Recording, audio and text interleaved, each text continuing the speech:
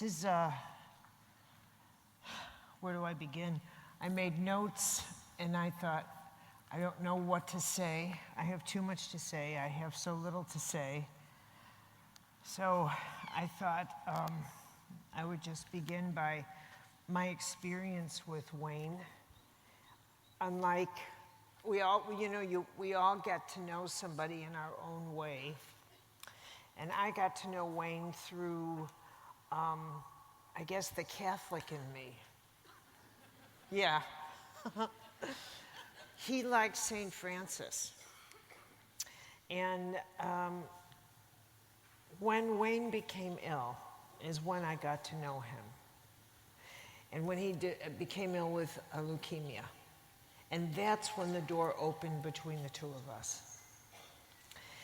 And so I remember our conversations opening up with what he wanted to know, what I knew about St. Francis, what I knew about Lourdes, what I knew about Fatima, what I knew about the Catholic side of Razzle Dazzle.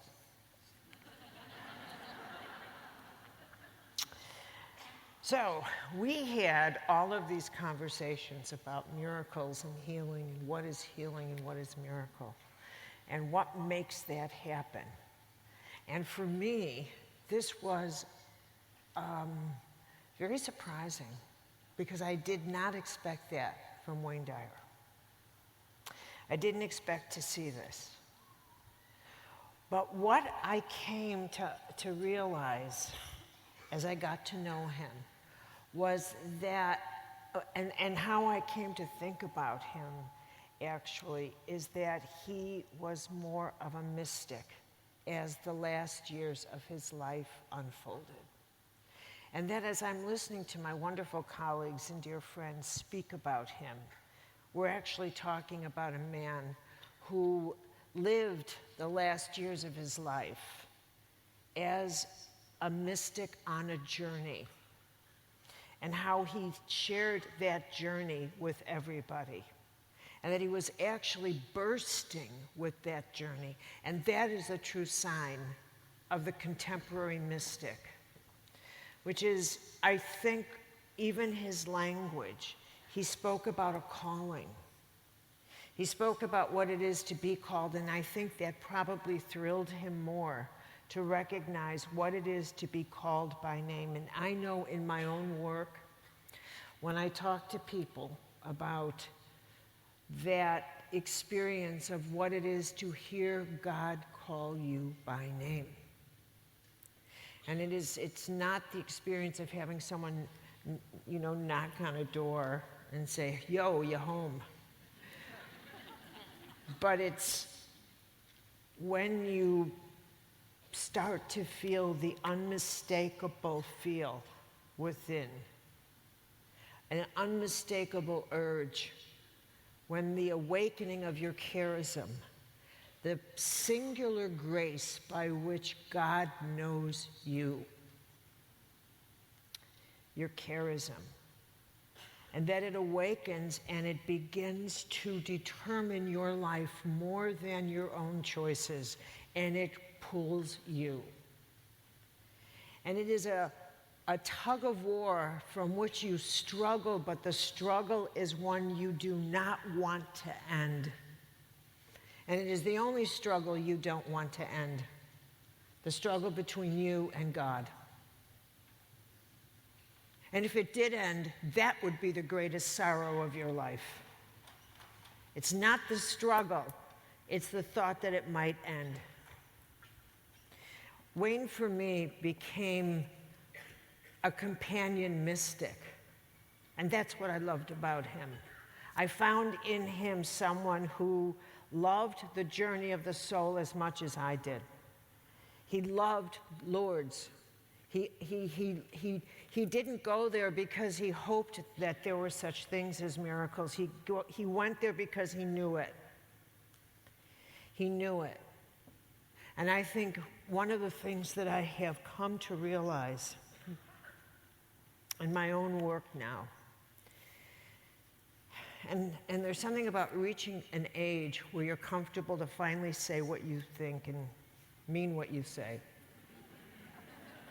Not that I've had a problem with that, but but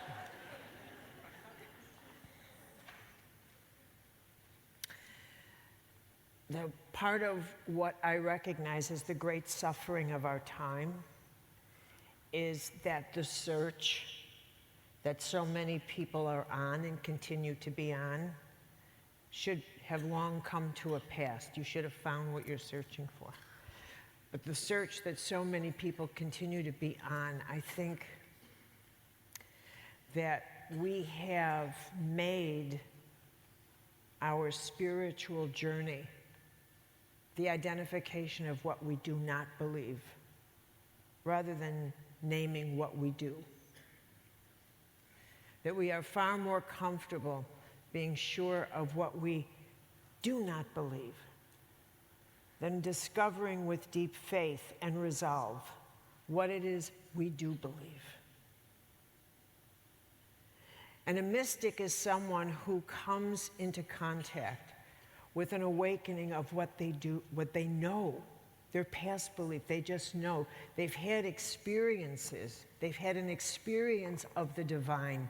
Instead of thinking about God, instead of discussing God, they've actually had an experience of something. And what happens is an awakening happens, and they've got to share it. You know, in the classic mystic tradition, when someone's been touched by God, oftentimes they're called berserk. Oftentimes they become a little mad because of the ecstasy of it, because they can't stop sharing what they know from the other side, because they can't seem to communicate within reason. They can't prove where they've been. They can't bring it back. And because we're so, people of the word, people of proof, tell me where you've been. How did you get there? What's its value to me? What's its purpose? Can you just prove that there's such a thing as a God? Can you just prove that there's such a thing as healing, etc.? So that the mystical experience, can you prove that there's an afterlife? Can you prove that you really are on the other side? Can you just move this object? Can you just do it? Can you please do it? But for someone who's, I was once engaged to one of the gentlemen who did most of the research on near-death experiences. I used to go to dinner parties where I was the only one who hadn't died.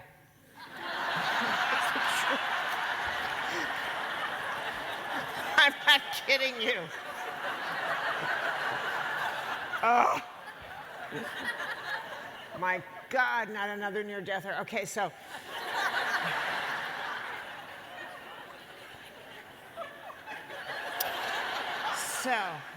But it was an extraordinary time for me because from my point of view, I saw how hungry people were to believe that there was something other than this world. That there was something other than here. I never had a problem with believing that. I grew up where believing in the other side, the presence of angels, the presence of miracles, was so ordinary. That was ordinary. Not believing would have been extraordinary for me. So this, for me, I looked with wonder upon people that had to go to that extent. Like I would think, what is your life like if you have so much doubt? How can you even leave your house? I wouldn't be able to get out of the bed in the morning if you did, if I had that kind of doubt. What I think one of the contagions of someone like Wayne, one of the sparkles, is that he made it to the other side in his work. He discovered the mystic in him. And that's how he drew people to him. That was the source of the generosity in his soul. He was a phenomenally generous human being. one of the things I noticed about him was then when he found somebody whose story was one of victory, he wanted that person to be celebrated. When he found someone who really struggled, he wanted to help that person. He related to that. He related to someone who really who picked up their boots and got up and kept walking, or what do you say, pick up your bed and kept walking. He loved that. He loved the human spirit so much that when he saw someone who really engaged it, he would say, come on, everyone's got to know your story. Everyone's got to see your story, and everyone's got to appreciate your spirit. Everyone. It's not enough. I've got to make sure everyone knows your spirit. And I have to tell you something. One of the signatures of a truly holy person is that kind of generosity. It's one thing to be generous with your friends, but I have to tell you something. The kind of generosity that empowers another person, that says, I am going to take you and share and empower your life, that is a rare kind of generosity. You understand what I'm saying? To empower another person to empower their life, that is a different kind of generosity. Being generous with $5 is not a big deal. But to say to another person, I'm going to help you with your career. I'm going to introduce you to people that are going, I'm going to help you with your life. I'm going to help take your life and make it something along the way. That takes the generosity of your character. That takes the generosity of your soul. This is who he was. He helped people along the way like that. He found people. He was drawn to people who went through transformation and said, everyone's got to know about you. Everybody's got to know about you. Come with me. Everybody's got to know about you. He was always doing that. I loved that in him.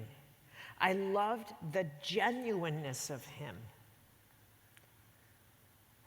And there's something about that constantly told me that whatever the full texture of his spiritual life was, it was genuine. The hand of God was in his life. I loved him for that. I truly loved him for that. And I have to say, the way he died, the sudden evaporation, even that was maybe not so sudden, because Wayne spent a long time preparing to leave in a short time. He spent a long time in prayer and in meditation and in spiritual journeys. He spent a long time these past years on a true, genuine inner quest, doing all the things that he wanted to do the right way. He turned his life into a monastery without walls. I think that's the best way to describe it. He turned his life into a monastery without walls, and he loved from that position. He was a mystic without a monastery. And he lived in that way. He became, with every year, he became somehow or other, his lifestyle became leaner and more along the lines of the monastic. I don't need this, I don't need this, I think I'll cleanse this. He just year by year by year shed, which is exactly, if you followed the course of spiritual direction, you would discover that your own inner being will tell you right on schedule, get rid of this. Get rid of this. Stop acquiring. Stop it. Stop. It's time to start shedding. Stop it. It's time to get rid of. You'll see in yourself that there is a natural instinct where there's a switch that just goes the other way and you start wanting to shed. And he followed that. And in the shedding of stuff, you open yourself to others. It's a natural thing. When you stop focusing your whole life on taking, you have the room to give. It's the other mechanism. And he became that. I'll end on one story that when as I thought about the many that I could share on Wayne, someone I knew had been in a plane accident, survived a plane crash. And he told me that in the leaving at the tail end, he turned and he saw in the smoke, kind of the days, and they're leaving the end of the plane. And he saw angels coming to take people from their bodies, to escort them. And he noticed that some of the spirits, some of the souls leaving their bodies were emaciated. And some, regardless of the size of their body, when the souls came out, they were obese. And he thought, oh, what is that? And his own angel was escorting him at that point. And his angel instantly answered and said, well, the ones that were emaciated died selfish. They have nothing to bring home.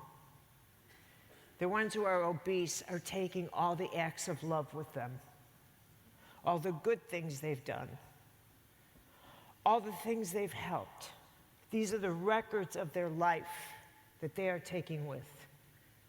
And he vowed as he left that plane that he would die obese as he could. I suspect Wayne died a totally obese human being.